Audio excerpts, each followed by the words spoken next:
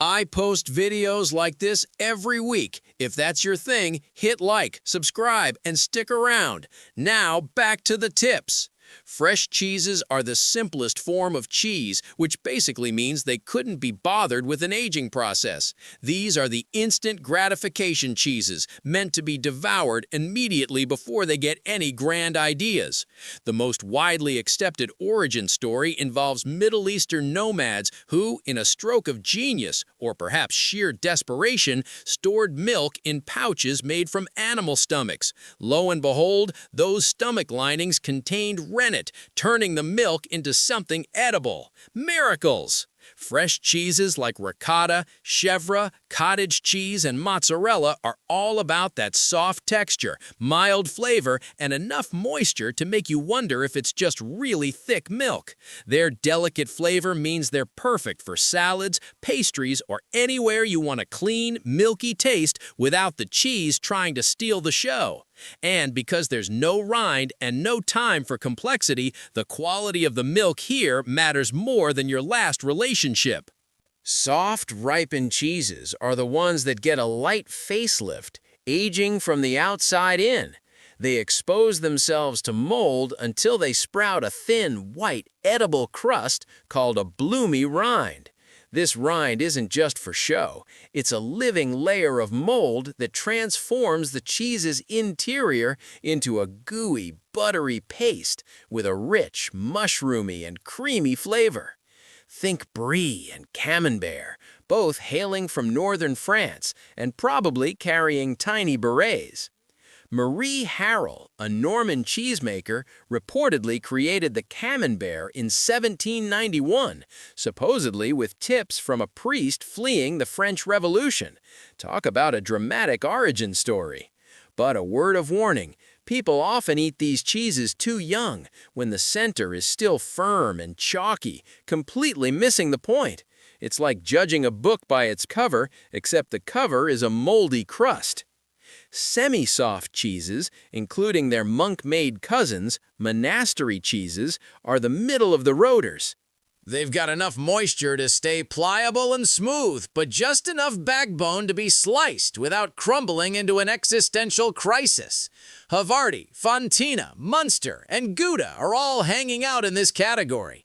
Many of these cheeses were concocted in monasteries across medieval Europe, where monks apparently had nothing better to do than experiment with cheese making. Fontina from Italy's Aosta Valley has been around since the 13th century and became the granddaddy of classic Italian fondue. You'll find these cheeses gracing cheese boards and, of course, bravely melting between two slices of bread for grilled cheese sandwiches. Semi-hard cheeses are typically aged between 3 and 12 months, finally getting serious about their texture. They become denser and firmer, making them perfect for slicing or grating. The flavors here start to develop a personality, moving beyond mere milk towards sophisticated notes of hazelnut, fruit, or a sharp tang. Cheddar, arguably the most famous semi-hard cheese, achieves its legendary status through a specific mechanical process known as cheddaring. Once the curds form and the whey bids adieu, the curds are cut into blocks and stacked high, like tiny cheesy Jenga towers. The weight squeezes out any lingering moisture, pressing the curds into that tight, springy texture we all love. Comté, made in the Jura Mountains of France, requires milk from Montbéliard cows grazing on specific mountain pastures, meaning its flavor literally changes with the seasons. Talk about high maintenance. These cheeses are finally strong enough to pair well with wine or beer because they've earned it. Hard cheeses are basically semi-hard cheeses that decided to stick around for another year or two, shedding so much moisture that their texture becomes granular and crumbly. They're often aged for several years, becoming the wise old sages of the cheese world. As they mature, tiny, crunchy protein crystals form, adding a delightful surprise to every bite. Parmigiano Reggiano, Manchego, and Pecorino Romano are the usual suspects, often treated more like a seasoning, grated over pasta or shaved thin. When a hard cheese wheel is ready for its debut, an inspector gives it a little tap with a small hammer, listening for just the right acoustic quality. A dull thud could mean there's an embarrassing void inside, and the poor wheel might get rejected, its dreams of gracing a dinner table shattered. Blue cheeses are the rebels of the cheese world, deliberately infected with a mold that creates those distinctive blue-green veins running through them like intricate tattoos. Unlike surface molds, these blue molds prefer to grow discreetly within the cheese's air pockets. Most blue cheeses also get needled, a process where long metal rods pierce the wheels, allowing oxygen to flow through the interior, essentially giving the mold a breathable living space.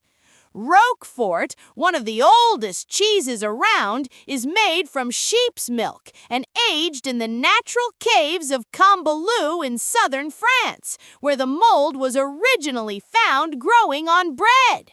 Legend has it, a young shepherd left his bread and cheese in a cave to chase after a girl, priorities, only to return months later to find his cheese magically transformed. The flavor range among blue cheeses is enormous, swinging from the creamy and mild Gorgonzola Dolce to the earthy and crumbly Stilton, all the way to the intensely sharp, salty, and almost peppery Roquefort. Washed rind cheeses are the divas who demand regular spa treatments. They're periodically bathed in liquids like brine, beer, wine, or cider during aging. This VIP treatment encourages the growth of a specific bacteria that gives their rind a characteristic orange or pinkish hue, and, let's be honest, a rather stinky smell. Don't let the aroma fool you, though. The interior of cheeses like Taleggio, Epoisse, and Limburger is often surprisingly mild, sweet, and incredibly creamy. Many of them are paired with the regional drinks of their origin because, well, they're fancy like that. Finally, we have the specialty and process-based category for cheeses that defy typical classification by moisture content. These are defined by how uniquely they're made. Stretched curd cheeses, for example, are a special category because their process is so stretchy. The curd is dipped in hot water and then literally pulled and stretched, giving stretchy ones like mozzarella a ropey, elastic structure, unlike fresh cheeses that are just clumped milk. Then there are whey cheeses, which are technically not real cheese because they're made from the whey left over from making other cheeses, basically the culinary equivalent of turning leftovers into a new meal. And for dessert, we have caramelized cheeses, like the Norwegian Gjedost, made by boiling whey, cream, and milk for so long that the milk sugars caramelize. The result? It looks like a block of fudge and tastes like salty caramel. Don't knock it till you've tried it. It's also worth noting that a single cheese can actually have an identity crisis and move between categories as it ages in a cellar. For instance, a cheddar starts its life as a semi-soft 3-month-old, but give it 5 years and it'll transform into a hard cheese with crunchy crystals, proving that even cheese can evolve.